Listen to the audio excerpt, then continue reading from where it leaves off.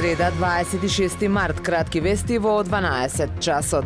1 милион денари од општина Охрид за семејствата на настраданите и повредените во пожарот во Кочани, одлучи градскиот совет. Во овие средства е вклучена и сумата која требаше да биде наменета за традиционалната ифтарска вечера, која поради овој трагичен настан, во согласност со исламската верска заедница од Охрид, нема да се организира оваа година. Општина Охрид ќе ја уплати финансиската помош на сметката за солидарна помош при Црвениот крст на Македонија. Стружани бараат затворање на сите објекти кои не поседуваат валидна документација за закуп или имотен лист на собственост, како и документација за градба, адаптација, пренамена, реконструкција или концесија. Преку допис побараа од надлежните да излезат на терен и да направат контрола за да се спречи анархијата и незаконското работење на угостителските објекти покрај Струшкото крајбрежје. Тие тврдат дека на земјиштето покрај Езерското крајбрежје, кое се дава под закуп наместо урбана опрема и шанкови и лежалки од сезонски карактер, денес има ресторани, пицерии, сладкарници, ноќни клубови и дискотеки што работат преку цела година.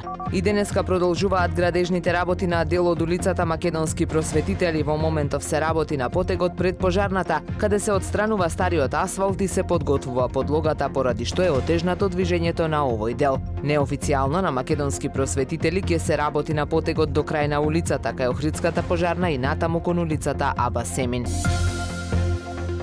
Времето денес променливо облачно со услови за повремен дожд, дува слаб до умерен јужен ветер. Максималната температура во Охрид до 14 степени. Повеќе информации на ohridpress.com.mk. Уредник и водител на вестите Даниела Спасик. Технички реализатор Реджеп Селман.